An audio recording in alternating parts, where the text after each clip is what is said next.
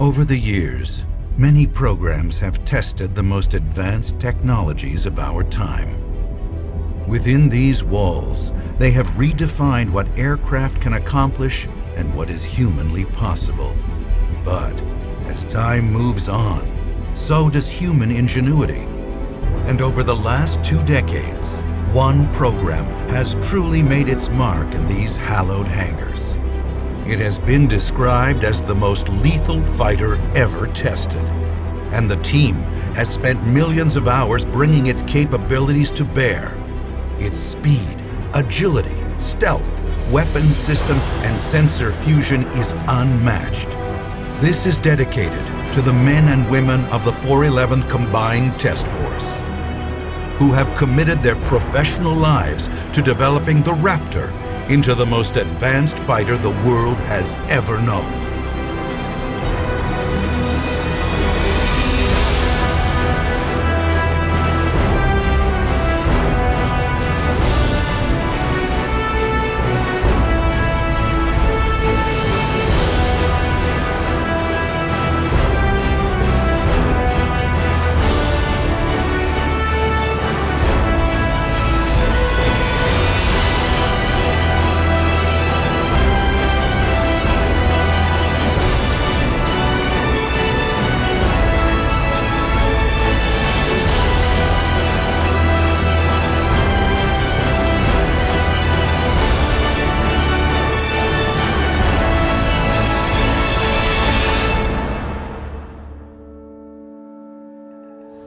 My favorite memory of the compound is showing up one morning at about 4 o'clock in the wintertime. It was bitterly cold, and over at 1870 the airplane was sitting underneath the shed, bathed in floodlights.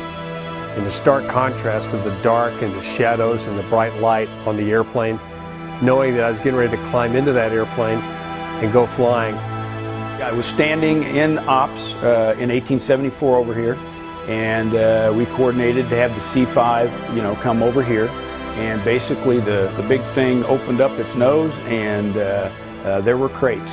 And the only thing that kind of looked like an F-22 was the fuselage assembly, and then everything else was in crates and boxes, the wings, the tails, everything else. A little note that says some assembly required. Looking around here, I almost feel like I'm walking on hallowed ground.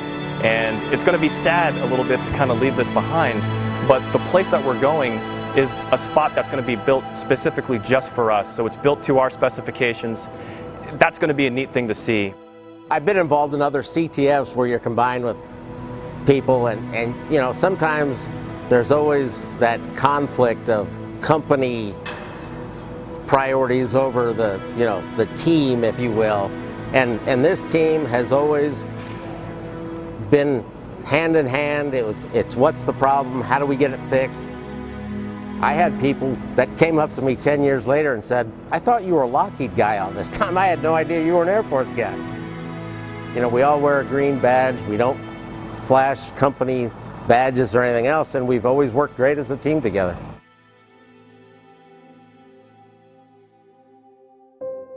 On March 25, 2009, Dave Cooley was killed while testing Ship 4008. It was one of the F-22 family's darkest days. Developmental testing is not without its dangers, and the loss was a sobering reminder of this fact. While the pain will never be forgotten, neither will Dave. His love for flying was infectious, and he was an inspiration to everyone. I was there and intimately involved in the Dave Cooley accident.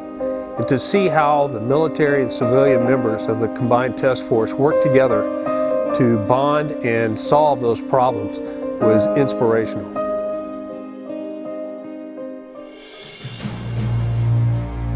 Last night, on my orders, America's armed forces began strikes against ISIL targets in Syria. Today, the American people give thanks for the extraordinary service of our men and women in uniform, including the pilots who flew these missions with the courage and professionalism that we've come to expect from the finest military that the world's ever known. See the reaction on people's faces the morning after when they realized that this airplane had been used in Syria on night 1 of the war. that to me was absolutely wonderful, because you got a chance to see people feel that sense of relief off their shoulders, that they had dedicated their whole professional life to developing the F-22. The fact that we have been in combat and demonstrated the fact that, yeah, everything that we've said about the Raptor is true. It really is that great, and now we've been able to prove that.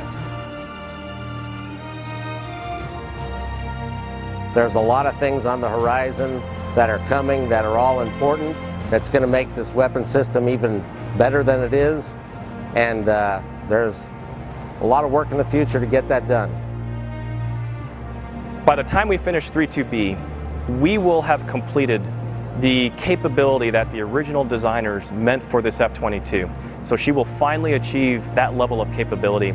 And where we go from here forward, in my view, honestly, is Raptor 2.0. All of the capabilities, the technology, the things that are coming down for this jet are going to take this platform, this capability, to the next level.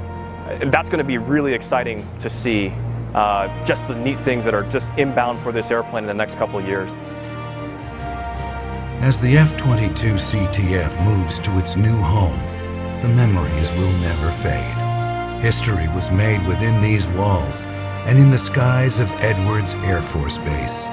These experiences define who we have become and where we are headed. Nobody knows what the future holds, but one thing is certain: history will continue to be written with Raptor for decades to come.